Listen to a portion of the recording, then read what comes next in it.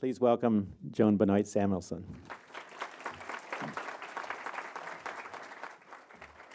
We're going to keep this nice and relaxed, so it's not quite like a talk show. We don't have our couches here today, but this is really a conversation. And I have this whole list of questions, not because I lack things to ask. I have too many things to ask. So I want to give it some form to it and also not go on for too long. So let's talk first about the Olympics. And not the obvious question about your Olympics, but about the Winter Olympics. I assume you watched a considerable amount of the Winter Olympics that just happened. I did, and I enjoyed them. It feels as though I didn't watch as much of the Winter Olympics as I have in past years, and I think it was just because of the time difference. And you have to add 3 more hours to where I live from where you live. But it was very exciting and inspiring. I know Keegan Randall, so to watch Keegan and Jesse win the sprint was really exciting for me. And I actually just came here from Montana, where I was skiing with our daughter, and I did more Nordic than Alpine because I was so inspired by what they had done there. So what I like to tell people is that we all inspire each other. It's a two-way road out there, and everybody has a story that inspires. So I encourage you to share those stories with your fellow runners tomorrow, because you'll have something to share with them, and they'll have something to share with you that will inspire both of you and all of you who are running tomorrow. And I certainly wish you all the best. Well, it must mean a little more to you than most people, because you have stood at the top of the podium, and you know what that's going to mean to, for instance, the U.S. cross-country skiers who had a tremendous breakthrough after a very long drought. Yes, especially the women. They did a great job, and the coaching staff has done an exceptional job. And you know, my first love was alpine skiing, and that's how I got into the sport of running, because I broke my leg ski racing on a training run. And my dad had been in the 10th Mountain Division, so as soon as we were walking, we were skiing. We were skiing well before we were running, or I was running. And so what Lindsey Vonn had to say at the end of her medal run really struck a chord with me and resonated, in that she just loves to ski, and I love to run. But she's not as old as I am. She's probably half my age. And yet she's saying her body's beginning to fail her. And I can totally relate to that, 30 years her elder. But, you know, the passion still burns, and we'll see where the next roads take me. Yeah, you anticipated my next question, was that you, in some senses, are an accidental runner. I mean, the skiing injury helped lead you into running.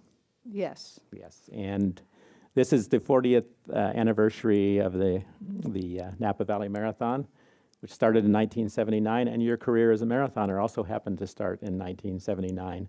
And at least your first marathon was somewhat accidental as well. Tell us about that. Yes, I will. But first, I'd like to congratulate everybody associated with the Napa Valley Marathon for 40 amazing years. And just to all of you, and to Rich especially, who brought me in here the first time. And I hope it won't be my last time just because Rich is stepping down, but I feel as though I've met many friends and family here, and you have a wonderful community and a real passion for the sport as well, so I applaud that, and I wish you 40 more great years ahead. Anyway, my first marathon was in Bermuda. I had run the 10K competitively and managed to wind up on top, but I was running with a then teammate in college, and she didn't like the fact that I beat her, because she usually beat me in the shorter distances. So she was going to run the marathon the next day. So I said to a lot of other running friends there, well, why don't we run half of the marathon as a training run? And there were about a half dozen of us, and we got to the halfway point, and the race marshal at that point said, well, if you want to get to the finish line, you're going to have to wait for the sag wagon. And we decided that we could get there faster if we ran. So we did, and that was really my first unofficial marathon. And I think that was a 2:56. And Julie Shea won the race. She was the person who finished second to me in the 10K. But she was all business. And then I kind of liked the distance, so then I went to Boston that spring and really trained for the marathon. And so that was really my first serious marathon, where I ran a 2:35. So that was quite a drop. I didn't really know what I was doing, and I still really don't know what I'm doing. It's all by the seat of my pants. It truly is. And it needs to be mentioned that she also won the women's division of the Boston Marathon in her first serious marathon. What I obviously know about that, but what I am not clear on is, did you decide to run Boston after you had done this 26-mile training run in Bermuda? Yes, and I had never seen the Boston Marathon. I grew up, in Maine, which is only 2 hours where we live from Boston. And every Patriots Day, I would run the Portland Boys and Girls Club 5-miler, and that was tradition for me. But I discovered a new tradition in Boston. And Right, yeah. our daughter reminded us, she's 30 now, and she said she hasn't missed a Boston Marathon yet.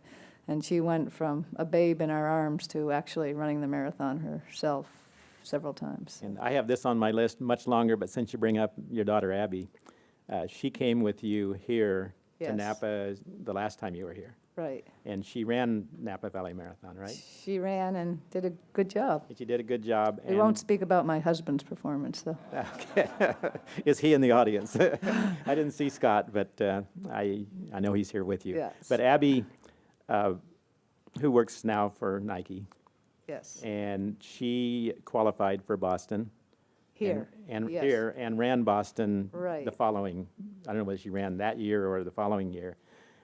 Did you run with her? I ran Boston with her the year before the tragedy, and then we both ran separately. She didn't run in 2013. She ran the year before, and then I ran the year of the tragedy, and then we both ran the following year. How could you not run? And actually, our son ran that year. He ran his first and only marathon. He finished in 2:50:01. And he came out from the finish line, the flanks of the finish line, because Dave McGilvery, the race director, recognized him, because Dave also directs the race I founded in my hometown of Cape Elizabeth in Maine. And he knew I wasn't all that far behind.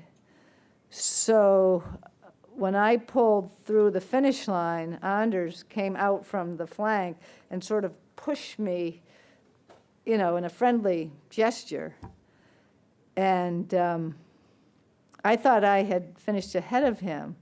Come to find out that he had finished almost 2 minutes ahead of me in his first marathon, and that's the way it should have happened. And then Abby wasn't too far behind. So the story that year was to celebrate our sport that had gone through such a tragedy and sort of a re-enlightenment afterwards. And then it was 30 years after my first Boston Marathon win, so the story was to try to run within 30 minutes of that time 30 years later, and to all run within 30 minutes of each other.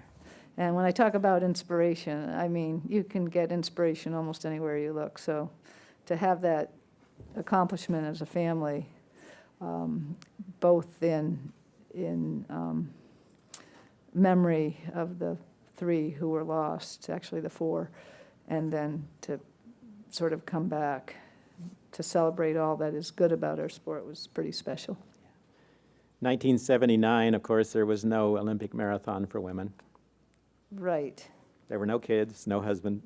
Right. Everything for you, a lot of the best things in your life happened in the 80s. Let's go through the very highest point of a career with lots of high points, and tell us about your experience in Los Angeles Olympic Marathon. Yesterday, I was talking to somebody who happened to be on the course in the first 5 or 6 miles, and you came by way ahead, and their first thought was, "What's she thinking? What is Joan thinking? She's running against the world record holder, the world champion." So you tell your version. I just went out and ran. Yeah. I mean, I always run the way I feel. I don't have any preconceived notions of how I'm going to run a race. If I feel great on a day, I go out and run the way I feel, and if it's not a good day, then the results might not be as impressive. But, you know, the marathon is truly a metaphor for life. You really don't know what's around the next turn and how you're going to feel and how you're going to handle different situations in life. But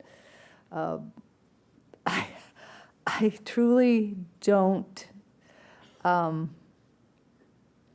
a game plan. I just go out and run. Sure, I have goals, things that I'd like to accomplish. And I remember looking at the pace chart before Boston in '83 when I ran 2:22 and said, there's no way in heck I can run a pace that would bring me to a sub 2:25. So, you know, don't cut yourself short. I mean, with adrenaline, I don't know if the man is in the audience now, but I ran this morning with that group run with somebody who just took a new job this week and has a young baby at home. And I said to the other person running with me, you can tell this guy's running on adrenaline. I mean, and adrenaline does amazing things, because he'd hardly run all week, and, you know, I ate his dust this morning. But so never discount adrenaline, and never discount the goals you set for yourself. And, you know, the most important thing is not to compromise those goals. You can set intermediate goals, but once you say, oh, that's not going to happen, I'm going to relax that goal, you're only cheating yourself, really. Well, obviously, you held that lead in Los Angeles. And I've heard stories, but not in your words, about what you were thinking when you came through that suddenly dark, quiet tunnel leading into the Los Angeles Coliseum, where you would take the final lap around. What do you recall about your thoughts at that time? Well, first, I used to say I look forward to telling children that I ran down the LA freeway all by myself. Now I look forward to telling grandchildren, which we don't have yet, but hopefully we will if our daughter stops setting goals for herself in the marathon. Anyway, I just was in the right place at the right time that day in LA. And if the race had been a day earlier, a day later, week, whatever, it could have been a totally different outcome. And, you know, I couldn't believe I was running in the Olympic marathon because nobody came with me, and I was running at a pace that was sustainable, thinking that, you know, if I have to dig deep later in the race, I want to have something in the tank. And I never have looked back during the race, and I've never dropped out of a race. And I remember the helicopter hovering overhead coming down San Vicente before we got onto Ocean Drive. And then I remember looking up and just sensing that it was going back away. And, you know, I was also the underdog. I wasn't the pre-race favorite, and that counts for a lot. The late, great Greta White had all the pressure in the world on her shoulders that day.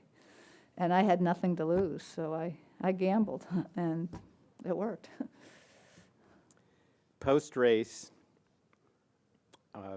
Typically, an athlete, and very understandably, would say things like, I had a great day, I thank my family, I have a great coach, I have so on.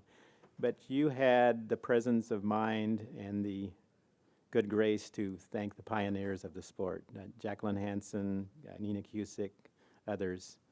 And well, what inspired those thoughts at that moment?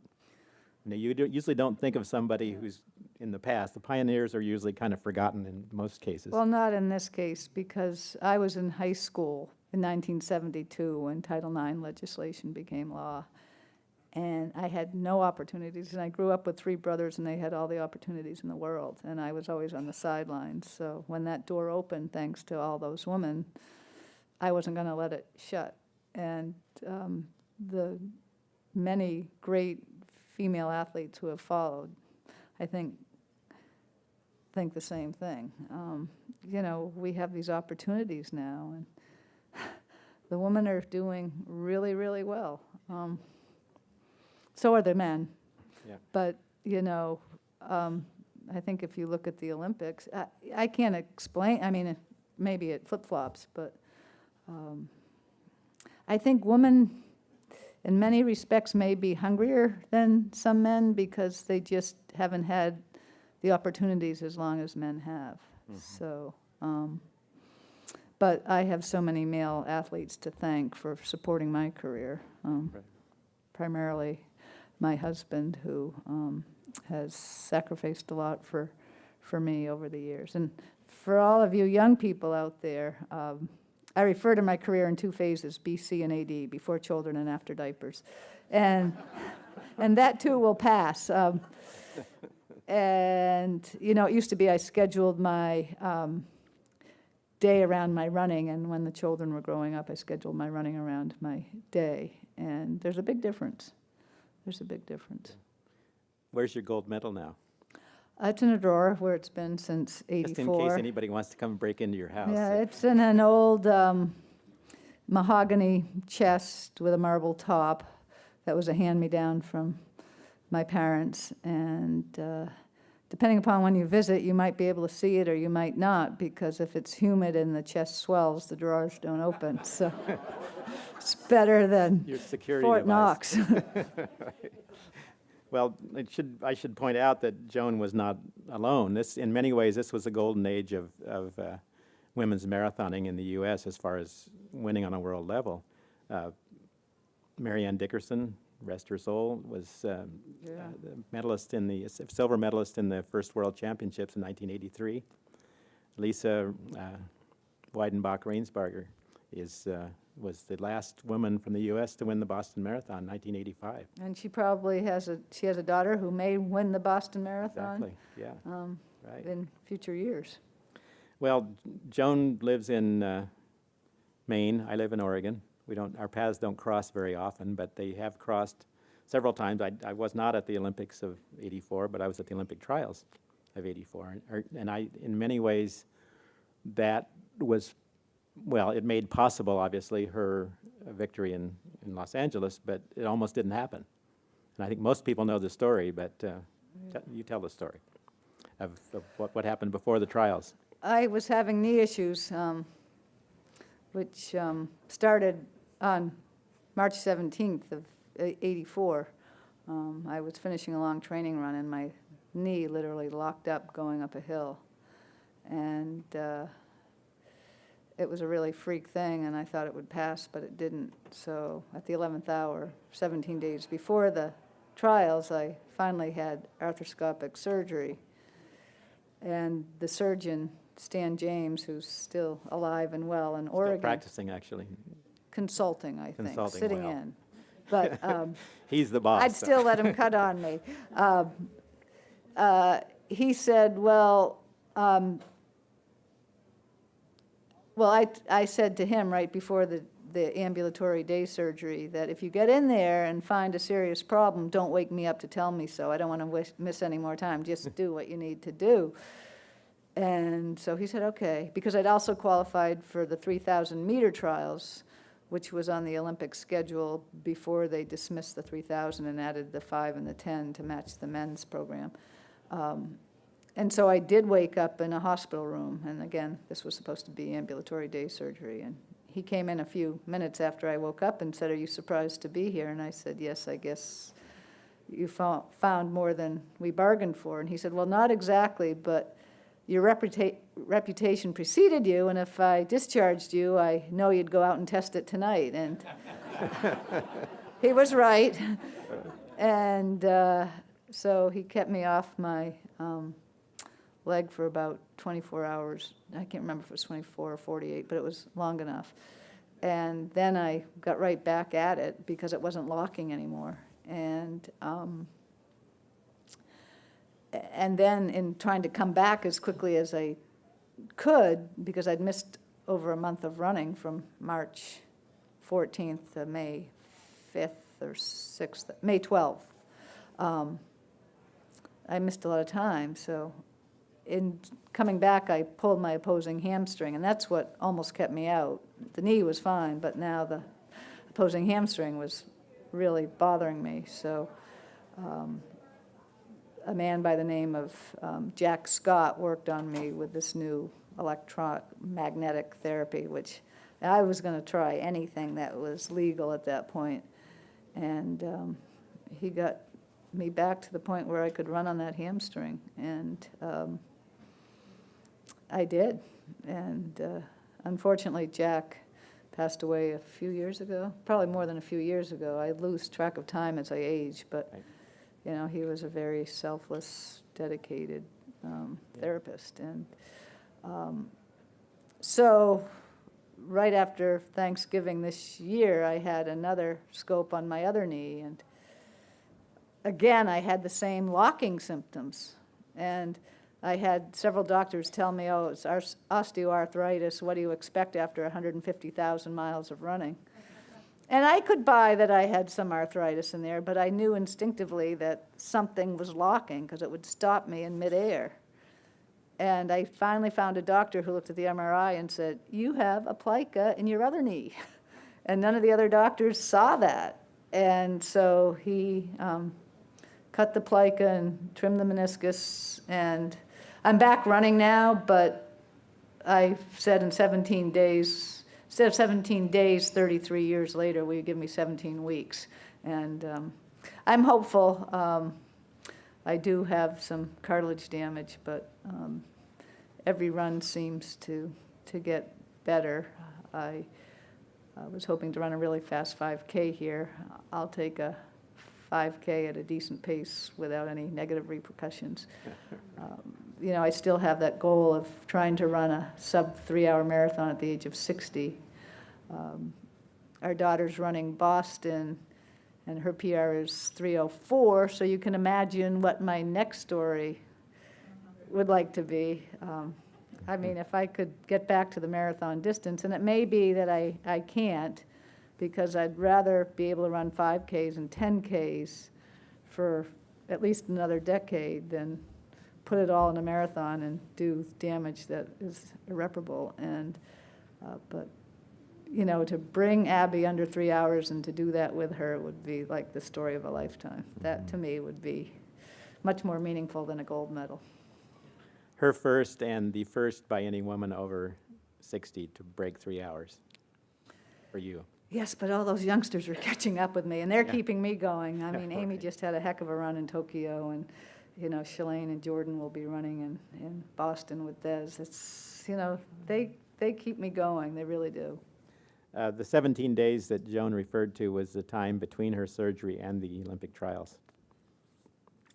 And I remember standing near the finish, and there might have been a tear or two coming down your I don't know how I cheeks did when- that. I yeah. still don't know how I did that. And Bob Seveny, who was working with me at the time, was right there too, who lives in Monterey now. So. Yeah.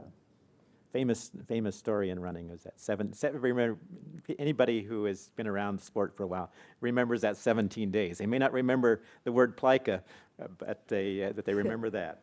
And there's been some other high points. 83 Boston.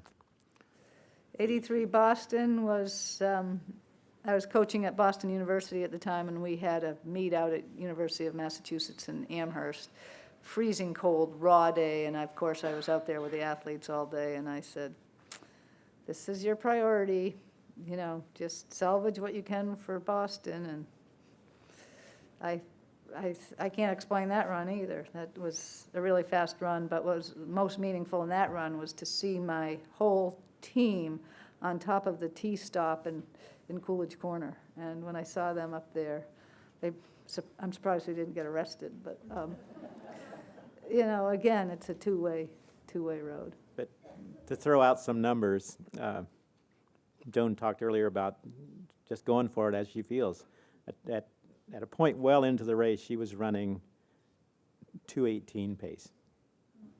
If somebody had told me, I would have tried to stay on Yeah. that pace. Right. Or you would have said, 2:18, I can't go that fast, I'm going too hard. But she finished in what was then the world best time, 2:23 something. I can't. 2:21:20. 2:20 No, no, 2:20. 2:22:43. Right. I knew there was a 3 in there someplace.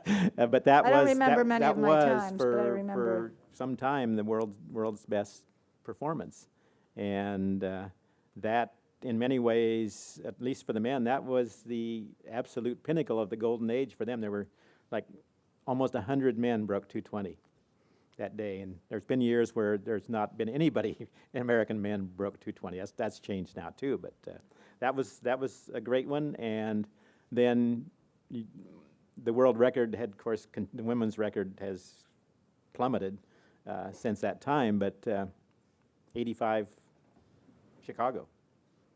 Yes, that was quite a race because Ingrid Christensen was there, and she was the 4th place finisher in the Olympic marathon, and Rosa Mota from Portugal was there, and she was the bronze medalist. And it was sort of a battle of the psyches before the race, and I'm very friendly with both Ingrid and Rosa and have kept that friendship going.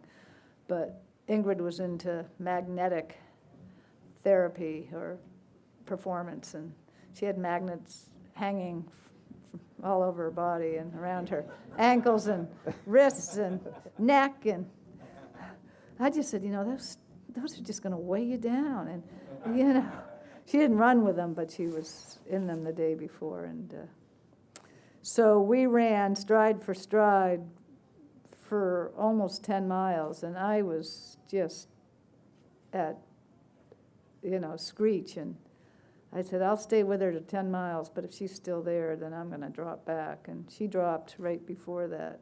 That's the one time I regret not looking at the finish line or scouting out the course. I never scout out marathon courses because if you do, you say, how can you be so crazy to run that distance? But it seems like a long way. I mean, that ride out to Boston seems like forever, and to the Verrazano Bridge, but that's why I love Chicago, because you start where you finish, basically, and you don't have to see anything. But that Chicago was a different course in '85, and again, I was trying to save something in the tank because I knew Ingrid and Rosa were in the field, and all of a sudden there was a finish line, and I had a lot left that day. So, that sub 2:20 eluded me, and I'm okay with that, because I know the women who've broken 2:20, they're all great athletes, and they keep us all going.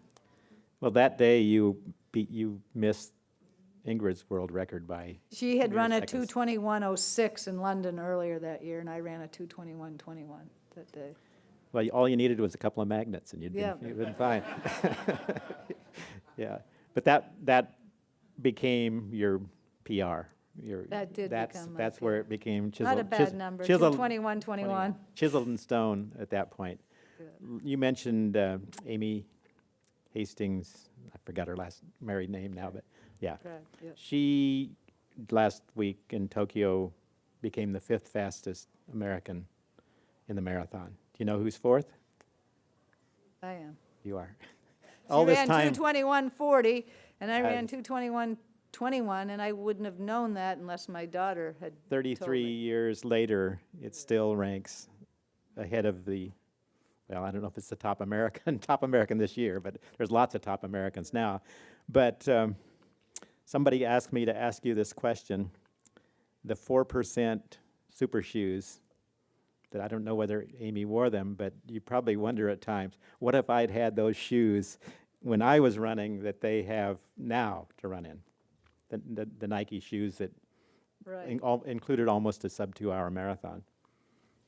Yeah. Maybe they'll have an 8% for me. Yeah. What were you wearing in those years? I mean, you don't need to.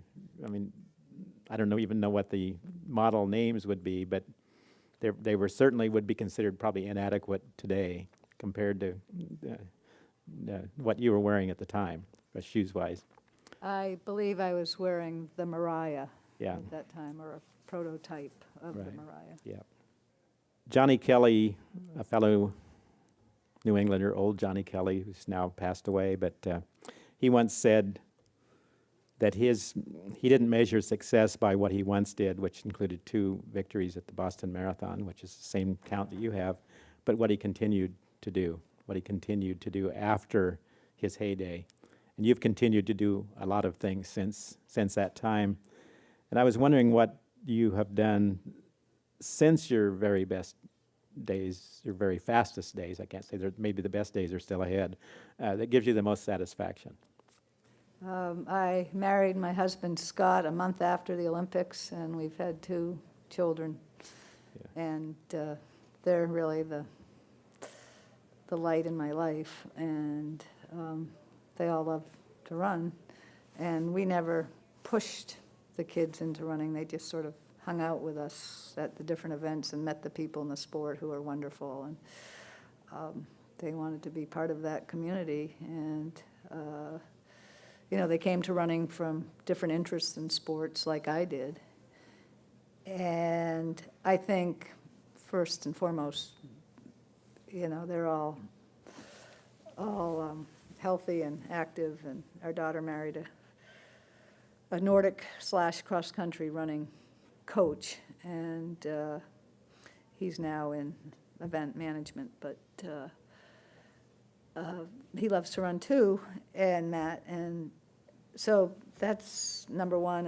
And number two, when I came through the tunnel in LA, I promised myself and my family and my friends to make sure that I gave back to a sport and a community that had given so much to me as I developed into the person that I've become. And that led me to the founding of the TD Beach to Beacon 10K in Cape Elizabeth. And I must confess, I was sort of thinking about Beta Breakers Beach to Beacon. So, East Coast, West Coast, although the Beta Breakers is a much larger spectacle and a much larger race than the Beach to Beacon, but it runs along the coastline of the town I grew up in, and the motto for the race was founded on Shine the Light for Kids. So we benefit a different children's charity every year. Last year we celebrated our 20th year. We're the only 10K, I think we're the only road race. There are a few track meets, mostly the trials and the world champs, that has evergreen certification from the Council for Responsible Sport. So living in a state like Maine, that component of the race is extremely important to all of us.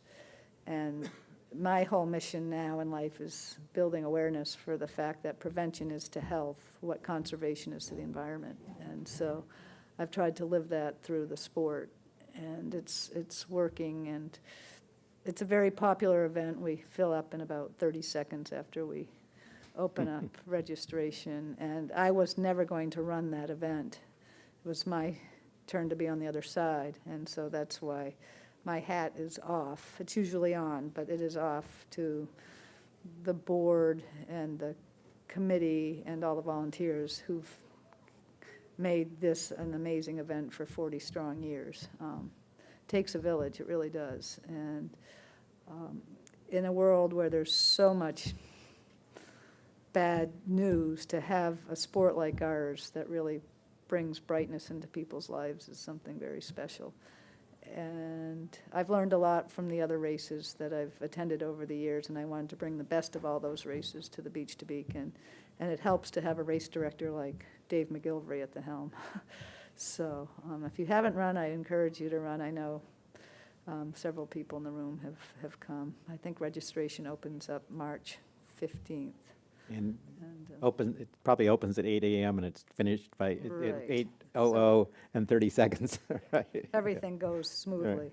Last Right. year we had a little glitch, but hopefully we won't this year. Yeah, and I'd love singing the praises of Dave McGilvery, who Sorry.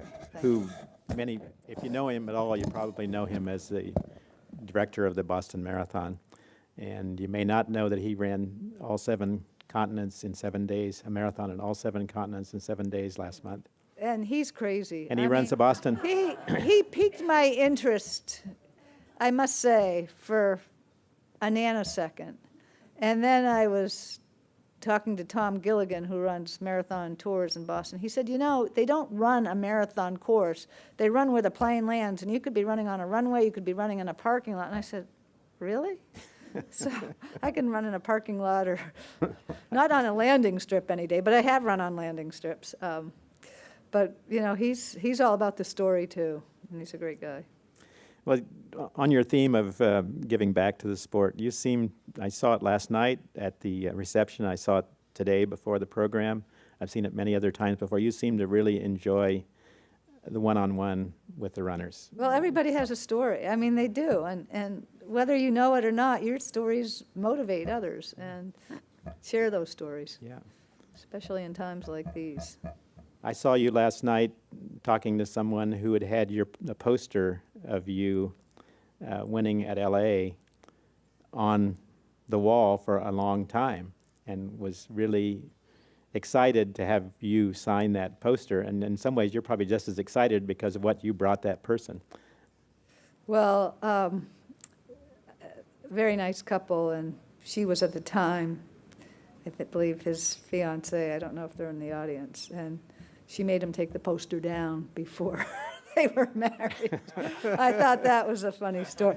But I remember that day, it was a well-known photographer, and he wanted snow in the shot. He'd come to Maine from California or Oregon, and Henry DeZeter, I think his name was, DeZeter, and the snow was melting really fast that year, so we had to follow the snow line north, and we finally found a rural road with a snowbank, and the tag on that poster was "There is no finish line," and I was clueless as to what that meant, and I think Nike was clueless when they picked me as the featured athlete in that tag, because I'm still looking for that finish line, and I haven't found it yet, and it's a long time later. It's 28 years later since that poster was made, and our son had just been born at that time, and he went where I went during those days, and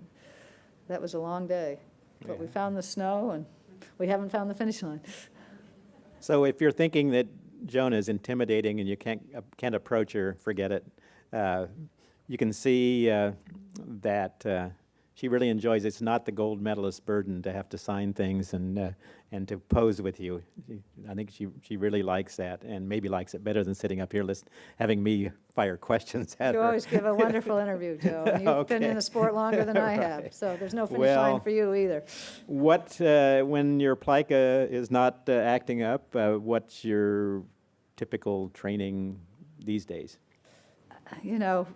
My husband knows me well after 33 years, and Santa brought me an early Christmas gift in the form of a Peloton, some machine I love to hate.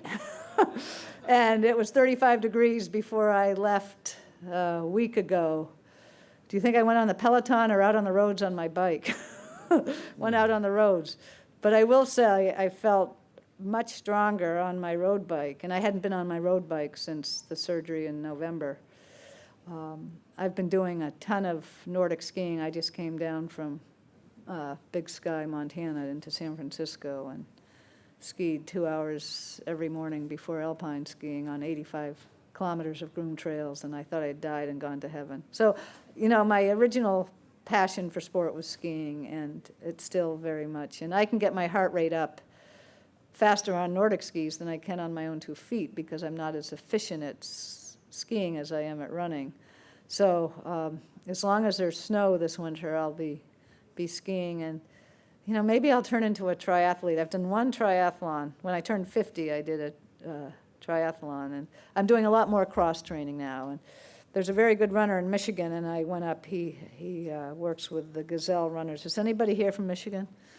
Well, Mitch, president of Road Runners Club. Do you know everybody in the room, Mitch? Mitch Garner, president of Road Runners Club of America. Great guy, passionate about the sport.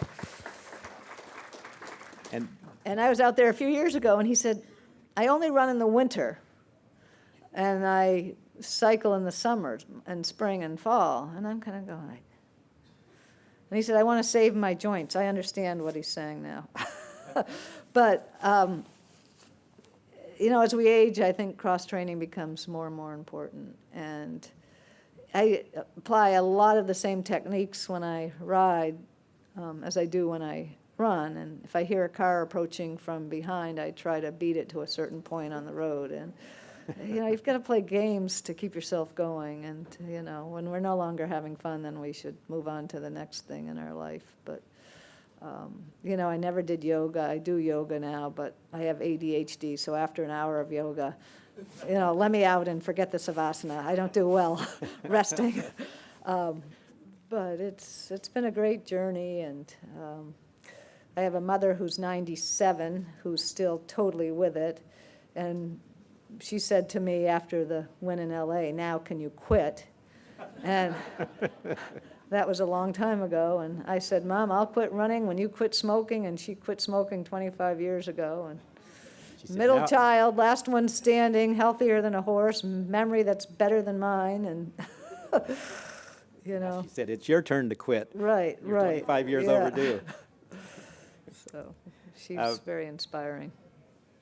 As it stands right now, you're running the 5K tomorrow, Yes. and this would be a chance for people who aren't running the marathon to try to beat Joan.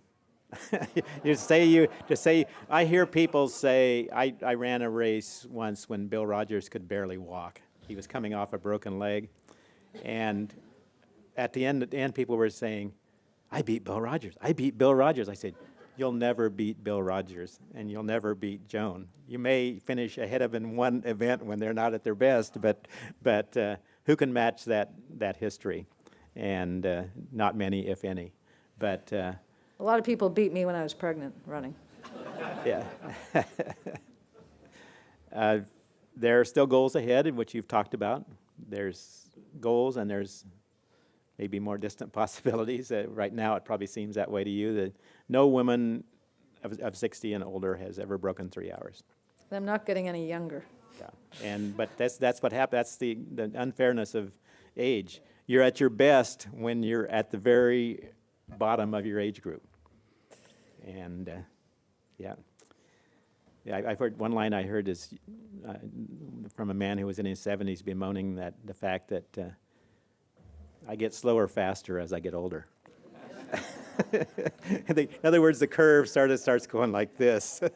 I know that from approaching my 75th birthday in a couple of months. But you always are adjusting your targets. And I know that's true for most people, and I assume it's true for you. I mean, if you can't run under 1904 for the 5K, you'll run what you can run. Right, and a few years in Boston, I met a high school runner from the state of Maine who was at the top of his game when I was in high school, and he has since developed Parkinson's and is really visibly debilitated with it, but somehow he manages to run really fast marathons. And when I saw him after the race, I hadn't run that year, but I was retrieving our son-in-law's gear, and he came up to me, and I didn't recognize him. He was really struggling, and then his brother, because he couldn't really articulate who he was, and said, "It's Mike," and then my eyes were open, and I went back and gave him a huge embrace and said, "Michael, you are unbelievable." I said, "I've never run a marathon in the state of Maine, which is my home state, and when I do, it's going to be with you." So last year in May, the week of my birthday, and it turned out Michael's birthday is May 13th, and he was turning 60, and mine is May 16th, and the race was May 20th. So again, a story. But he developed a pelvic stress fracture and couldn't run the whole marathon, but he was well enough to run 15K, which was the last 15K of the marathon. So he waited for me at the 15K, and when I got to that point, we ran in together, and the woman I was running with ran 3 hours and 20 seconds at that time. And I had to slow my pace considerably, and we even walked a little bit at the end. And that would have been the opportunity for me to break 3 hours, and it would have been my first marathon in my home state, so that would have been a cool story, but it was even a better story doing this with Michael. And so you think you're having a bad day out there, there are a lot of people out there who are having much more difficult days than you are in their everyday life.